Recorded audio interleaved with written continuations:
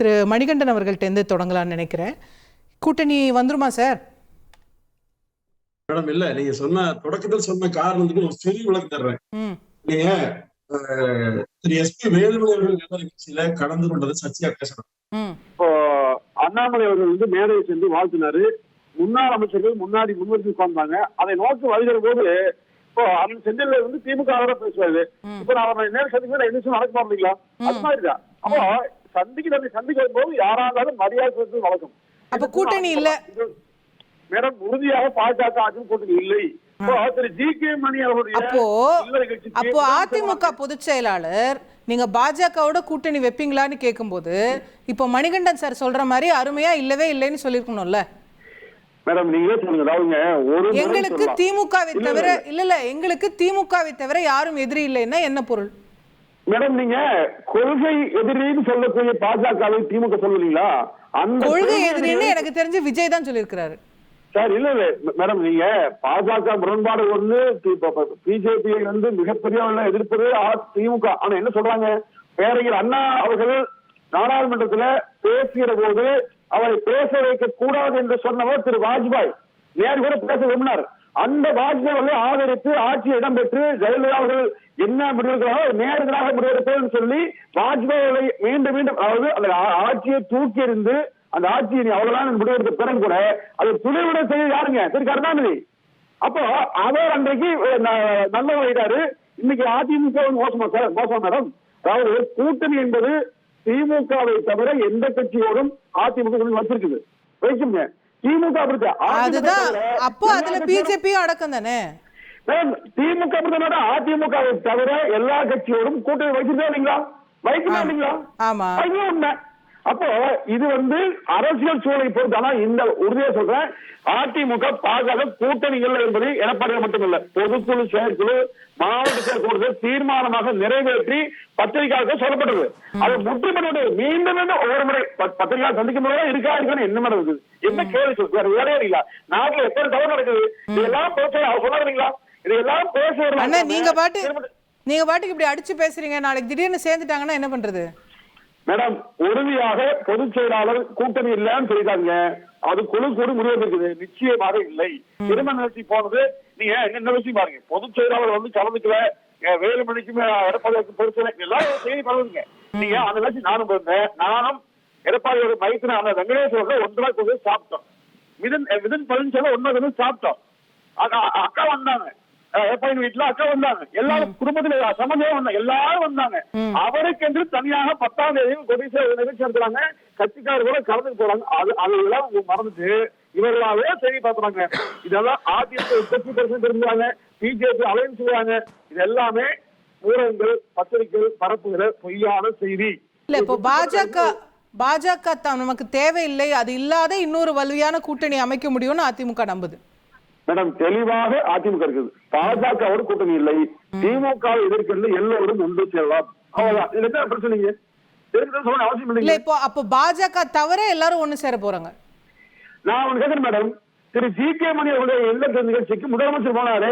அப்ப விசிகாவும் கொடியேற்றமாங்கிறீங்க, பாமக நிகழ்ச்சி ஏன் போறீங்க? அப்ப என்ன பண்றீங்க? பாமகவோட ரகசியம் கொலை வச்சுட்டு விசிகாவை ஏதோ பண்றீங்க, சொல்லாதீங்களா? இது யாரு பெருசுறீங்களா? பொதுச் செயலாளர் எடப்பாடி திருநாவுக்கரசு எம்பியோட திருமண கட்சி போனாரு, காங்கிரஸ் கூட்டணிக்கு போனாரா? ஆனா இதெல்லாம் இது போன்ற செய்திகளை அதிமுக நோக்கி மட்டும்தான் எல்லாம் சொல்றாங்க. திமுக பத்தி பேசவே இல்லை. மொத்த குடும்பம் எல்லா கட்சியும் போறாங்க. இது ஒரு பண்பாட்டு அடிப்படையில் நாகரிக அடிப்படையில் போகணும் என்று. அதனால் இதற்கெல்லாம் ஒரு முடிச்சு போட்டு அதிமுகவை பற்றி ஒரு தவறான செய்தியை பரப்புவது மிகவும் வருத்தம் செய்திங்க. ஓகே ஓகே கேட்கலாம். திரு செந்தில்வேல், அதிமுக பாஜக கூட்டணி அமைஞ்சிடணும் அப்படின்றதுதான் ஆளுங்கட்சியோடைய விருப்பமா இருக்க முடியுமா? அதனால அவங்க இந்த மாதிரி தியரிஸ் எல்லாம் பரப்புறாங்க அப்படின்னு ஒரு குற்றச்சாட்டா வைக்கிறார். இல்லைங்க, திமுகவுக்கு இதுல என்ன வேலை இருக்க போகுது? அதாவது அவங்க ரெண்டு பேரும் சேர்ந்துட்டாங்கன்னா ஈஸியா ஜெயிச்சிடலாம் அப்படின்னு ஆளுங்கட்சி நினைக்குதா? இல்ல அப்படியெல்லாம் இப்போ கடந்த சட்டமன்ற தேர்தலில் அவங்க 2 பேரும் சேர்ந்து இருந்தாங்க, வெற்றி பெற்றது திமுக. கடந்த நாடாளுமன்ற தேர்தலில் 2 பேரும் பிரிஞ்சு தானே இருந்தாங்க. அப்பொழுதும் திமுக தானே வெற்றி பெற்றுச்சு. ஸோ அதனால அவங்க சேர்ந்து இருந்தால் மட்டும்தான் இதை வெற்றி பெறுவாங்கிற மாதிரியான ஒரு தோற்றம் ஏற்படுவதே முதல்ல பிழையான ஒன்று. அப்புறம் 2004 நாடாளுமன்ற தேர்தலில் அஇஅதிமுக இங்கே ஆட்சி மிகப்பெரிய வெற்றியை பற்றி செல்வி ஜெயலலிதா அவர்கள் இங்கே ஆட்சியில் இருந்த காலகட்டத்தில் 2004 நாடாளுமன்ற தேர்தலில் 40-40 திமுக நாடாளுமன்ற தேர்தலில் வெற்றி பெற்றது. அஃப்கோர்ஸ் எம்ஜிஆர் இருக்கும்போது கூட அது நடந்திருக்கு, அது வேற. அதனால ஏதோ பாஜக சேர்ந்ததுனால தான் திமுக பலம் அப்படிங்கிற வாதமெல்லாம் ஏற்புடைய வாதம் அல்ல. ஒன்று, சகோதரர் மணிகண்டன் பேசுகின்ற பொழுது 2-3 வாதங்களை குறிப்பிட்டார். திராவிட முன்னேற்ற கழகம் வந்து பாஜகவோடு கூட்டணி வைத்ததே அப்படிங்கிற கேள்வி எழுப்பினார். எஸ், பாஜகவோடு கூட்டணி வைத்தது. அன்றைக்கும் பாஜகவை கடுமையாக எதிர்த்த பெரியாரிய, அம்பேத்கரிய, மார்க்சிய சிந்தனையாளர்கள் திமுக மீதும் விமர்சனங்களை அள்ளி வீசினார்கள் என்பதை இங்கே நாம் மறந்துவிடக்கூடாது. ஒன்று. இன்னொன்று, திமுக கூட்டணி வைத்த போது நாம் பல மேடைகளை நம்ம பேசியிருக்கிறோம், இதே தந்தி அரங்களை சொல்லியிருக்கோம், ஒரு குறைந்தபட்ச செயல் திட்டத்தை உருவாக்கி கையெழுத்து பெற்றுக்கொண்டது. வாஜ்பாய் ஆட்சியில் இருந்த பொழுது அது பாஜக ஆட்சியாக இருந்தாலும் அன்னைக்கு அவங்களால முத்தலாக் தடை சட்டத்தை நிறைவேற்ற முடியல, சிஏஏ கொண்டு வர முடியல, பொது சிவில் சட்டம் கொண்டு வர முடியல. ஆனால் அஇஅதிமுக அப்படி ஆதரவு கொடுத்துச்சா? அஇஅதிமுக ஆதரவு இல்லாமல் போயிருந்தால் சிஏஏ சட்டம் நிறைவேறியிருக்கே செய்யாதே. இதை நம்ம பல முறை சொல்லிட்டோம். அப்போ அதிமுக கொடுத்த ஆதரவுக்கும் திமுக கொடுத்த ஆதரவுக்கும் நிறைய வித்தியாசம் இருக்குது, வேறுபாடு இருக்குது, இருக்கட்டும். பட் இன்னைக்கு நரேந்திர தாமோதரதாஸ் மோடி அவர்கள் இந்திய ஒன்றியத்துடைய தலைமை அமைச்சராக இருக்கக்கூடிய இந்த காலகட்டத்தில் திமுக அணி ஒரு தெளிவான பார்வையை வச்சிருக்கிறாங்க. திமுக அணியில் இருக்கக்கூடிய கட்சிகளுக்குள் ஏராளமான மாற்று கருத்துக்கள் இருக்கின்றன, விமர்சன பார்வைகள் இருக்கின்றன. ஆனால் அவர்கள் எல்லோருக்கும் ஒரே எதிரி, பொது எதிரி பாரதிய ஜனதா கட்சி. ஆனால் அஇஅதிமுக அந்த மாதிரி கொள்கை அடிப்படையில் பாஜகவோட எந்த முரண்பாடும் இல்லையே. கொள்கை முரண்பாடு பாஜகவோடு இருந்திருந்தால் சிஏஏவை நீங்கள் ஆதரிச்சிருக்க மாட்டீங்க. கொள்கை முரண்பாடு பாஜகவோடு இருந்திருந்தால் நீங்கள் வந்து முத்தலாக் தடை சட்டத்துக்கு மக்களவையில் ஓபி ரவீந்திரநாத் ஆதரவு தெரிவித்துக்க மாட்டார். மாநிலங்களவில் ஆதரிக்கதா எதிர்க்கதானே தெரியாமல் விழிவிதிங்கி நின்றது அஇஅதிமுக. என்ன மாதிரியான வாதம் இது? இன்னைக்கு இவங்க கடைசியாக ஏன் அதிமுகவோட கூட்டணி விட்டு பிரிஞ்சாங்கிற காரணத்தை கொண்டும் சகோதரர் மணிகண்டன் கேளுங்க பார்க்கலாம். அதிமுக வந்து பாஜக கூட்டணியிலேருந்து வெளியில் வந்துச்சுல்ல, அதுக்கு ஏதாவது கொள்கை அடிப்படையிலான காரணம் சொன்னாங்களா? ஒன்றும் கிடையாது. அண்ணாவை பற்றி அண்ணாமலை ஏதோ சொல்லிவிட்டார்னு சொன்னாங்க.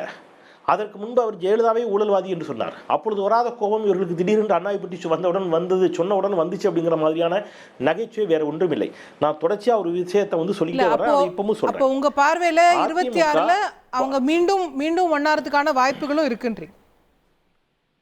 வாய்ப்பு நிறைய இருக்குது. நான் அதை தான் திருப்பி சொல்றேன். அஇஅதிமுக பாஜக கூட்டணியில் இடம்பெற வேண்டுமா இல்லையா என்பதை முடிவெடுக்கக்கூடிய இடத்தில் அதிமுக இல்ல, பாஜக தான் இருக்குது. எப்படி சொல்றீங்க? பாஜக அஇஅதிமுக தங்கள் கூட்டணிக்குள் வர வேண்டும். எஸ், ஏன்னா நீங்க ரெட்டலை இன்னைக்கு எங்க போய் நிக்குது? தேர்தல் ஆணையத்திட்ட போய் நிக்குது. நீங்க மகாராஷ்டிரா சிவசேனா வந்து எடப்பாடி பழனிசாமி அவர்களுடைய கண்முன் வந்து போகுமா இல்லையா? நீங்க வந்து எடப்பாடி பழனிசாமி கூட்டணிக்கு இப்போ ஒருவேளை அதிமுக பாஜகவோடு கூட்டணி வைத்தே ஆக வேண்டும் என்ற ஒரு அழுத்தத்தை பாஜக அதிமுகவுக்கு கொடுத்து அதை மீறி நான் வைக்க மாட்டேன் அப்படிங்கிற ஒரு இடத்துல எடப்பாடி பழனிசாமி போவார் என்று சொன்னால், நான் சொல்றது பாஜக விரும்பி, பாஜக அதிமுக கூட்டணி வைக்க விரும்பி அதை மீறி அவர் போனார்னா எடப்பாடி பழனிசாமி கிட்ட இருக்காது ரெட்டலை. பாஜகவோடு யாரோ சிலர் கூட்டணி வைப்பார்கள் அல்லவா, அவர்களை உண்மையான அஇஅதிமுக என்று பாஜக சொல்லும், அவர்கள் பக்கத்தில் ரெட்டலையை கொடுக்கும். தந்தி டிவியை உங்கள் கேபிள் டிவி ஆபரேட்டரிடம் இலவசமாக கேட்டு பெறுங்கள்.